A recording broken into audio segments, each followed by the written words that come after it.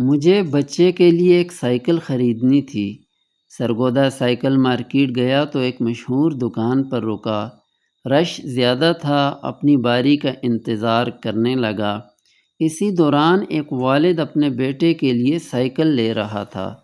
بیٹے کو جو سائیکل پسند تھی وہ باپ کی قوت خرید سے بہت زیادہ تھی۔ بچہ ضد کر رہا تھا اور مان نہیں رہا تھا۔ والد نے نہ جانے کان میں کیا کہا کہ بچہ اچانک خاموش ہو گیا۔ پھر دوسری سائیکل لی اور دونوں چلے گئے۔ میں نے اپنی سائیکل طے کی اور نماز کے لیے چلا گیا۔ کچھ دیگر کام نمٹا کر جب 2 گھنٹے بعد واپس آیا تو وہی شخص دوبارہ سائیکل سمیت دکان پر کھڑا تھا۔ وہ سائیکل واپس کرنا چاہتا تھا، لیکن دکاندار کا سیل مین واپس نہیں کر رہا تھا، بلکہ انتہائی کرخت لب و لہجے میں اسے بری طرح دھتکار رہا تھا۔ وہ منتیں کر رہا تھا، لیکن سیل مین نہیں مان رہا تھا۔ اس کے لہجے کی بے بسی مجھے کھٹک رہی تھی۔ میں آگے بڑھا، اس شخص کا ہاتھ پکڑ کر ایک طرف لے گیا۔ قریب ہی پانی کا کولر رکھا تھا، اسے پانی پلایا اور پوچھا، بھائی سائیکل کیوں واپس کرنا چاہتے ہو؟ بے بسی کا بوجھ شاید بہت دیر سے دبا ہوا تھا، ضبط نہ رہ سکا۔ اس نے رومال آنکھوں پر رکھ کر زاروں قطار رونا شروع کر دیا۔ کچھ دیر بعد بولا، مولوی صاحب، اصل میں بیوی کے چیک اپ کے لیے آیا تھا۔ بچے سے وعدہ تھا کہ سرگودا جاؤں گا تو سائیکل ضرور دلاؤں گا۔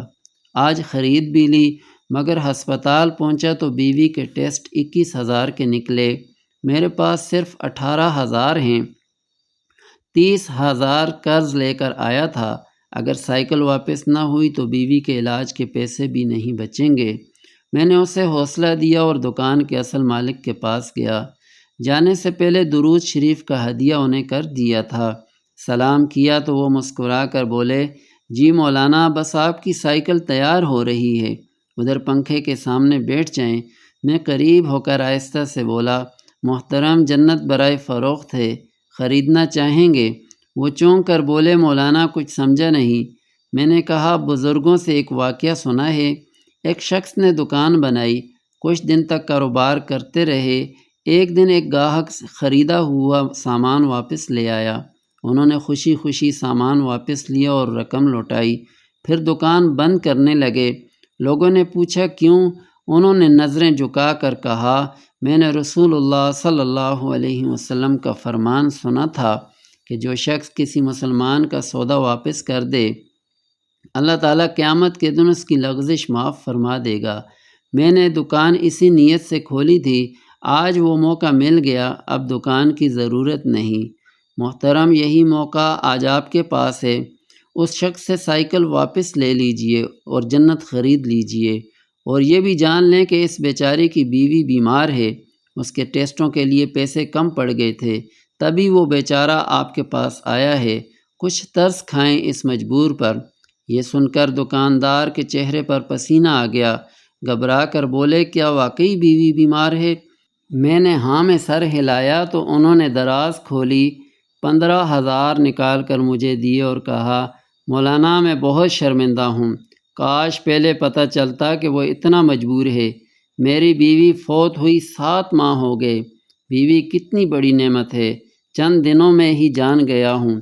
اللہ تعالیٰ کبھی کسی کا ساتھ نہ توڑے۔ یہ 11,000 سائیکل کے اور باقی میری طرف سے، آپ اسے دے دیجئے۔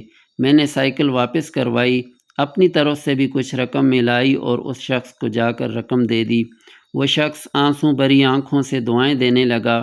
بڑی مشکل سے اسے رخصت کیا اور پھر دکان پر لوٹ آیا۔ احباب گرامی، جنت کمانے کے مواقع ہمارے ارد گرد بکھرے ہوئے ہیں، مگر ہم اکثر ان پر توجہ نہیں دیتے۔ خصوصاً کاروباری حضرات کے پاس ایسے مواقع زیادہ ہوتے ہیں۔ خوش اخلاقی، نرمی اور گاہک کی خوشی کے لیے خریدا ہوا مال واپس کر دینا، یہ معمولی بات نہیں، بلکہ یہ جنت کمانے کا ذریعہ ہے۔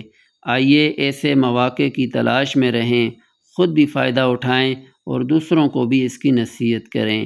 اللہ تعالی ہمیں عمل کرنے کی توفیق عطا فرمائے، آمین۔